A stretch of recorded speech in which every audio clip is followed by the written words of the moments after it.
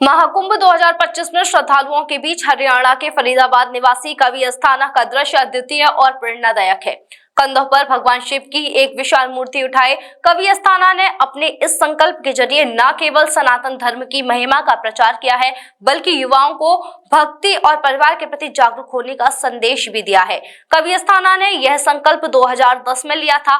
उनका उद्देश्य युवाओं को क्लब और पार्टियों में समय व्यर्थ करने के बजाय भगवान की भक्ति और अपने माता पिता की सेवा करने के लिए प्रेरित करना है। वे मानते हैं कि यह जागरूकता ही हमारे सनातन धर्म को मजबूत बनाएगी और अगली पीढ़ी को सही दिशा में ले जाएगी। महाकुंभ में श्रद्धालुओं से कहा कि आज के युवा आधुनिक जीवन शैली के कारण अपनी जड़ों से कटते जा रहे हैं। मेरा प्रयास है कि वो अपनी संस्कृति और परंपराओं को अपनाएं, भगवान की भक्ति करें और अपने परिवार का आदर करें। कवि अस्थाना हर साल भगवान शिव की मूर्ति कंधों पर लेकर हरिद्वार से फरीदाबाद तक कांवड़ यात्रा करते हैं। यह यात्रा वे पिछले 15 सालों से करते आ रहे हैं। उनकी यात्रा न केवल उनके अटूट विश्वास और शिव भक्ति को दर्शाती है, बल्कि एक प्रेरणा भी है कि संकल्प और समर्पण के बल पर कोई भी असंभव कार्य किया जा सकता है। उन्होंने बताया कि यह यात्रा उनके लिए व्यक्तिगत रूप से बहुत महत्वपूर्ण है, क्योंकि यह उनकी भक्ति और जीवन का अभिन्न हिस्सा बन चुकी है।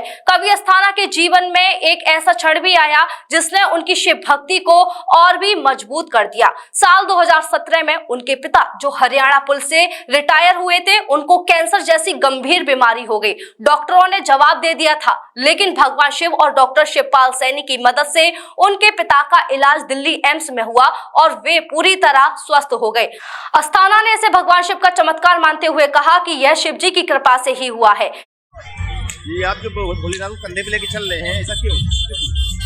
ये ऐसा कुछ नहीं है। मैं 2010 से कावड़ लाता हूँ बाबा के यहाँ से, हरिद्वार से फरीदाबाद तक। मैं हरियाणा का रहने वाला हूँ। कवि अस्थाना मेरा नाम है। मेरा काम है यूथ को जगाना।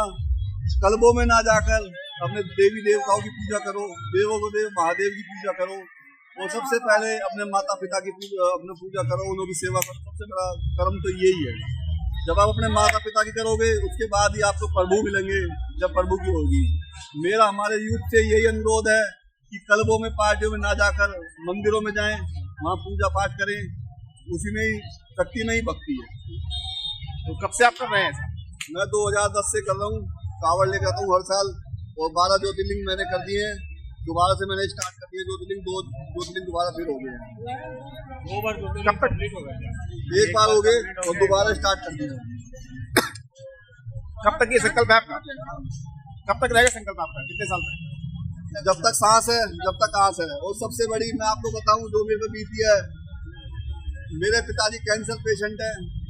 2017 में हरियाणा पुलिस में वो एक एज ए इंस्पेक्टर रैंक से रिटायर हुए हैं। 2017 में उनको कैंसर घोषित कर दिया था। उसके बाद मैं सीधा एम्स में आया।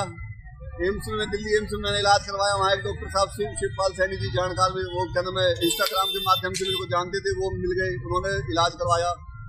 एम्स जैसे हॉस्पिटल में तुरंत मेरे पिताजी को, मेरी वीडियो काफ़ी वायरल हुई थी, और मेरे पिताजी को लेकर उनको इलाज कर दिया। बाबा के आशीर्वाद से पैट स्कैन बिल्कुल नॉर्मल आती है, बिल्कुल सही है। तो ये सब चमत्कार ही है, भक्ति में शक्ति है, वो बात है। नाम क्या है आपका? मेरा नाम कवि अस्थाना है। जब तक सांस रहेगी तब तक मैं ऐसी भक्ति करता रहूँगा।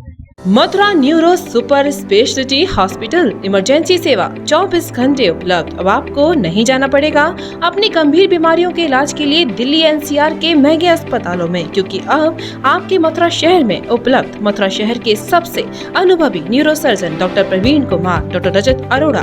Mathura neuro super speciality hospital, Radhika Vihar, NH2 near Mandi Chauraha, Mathura.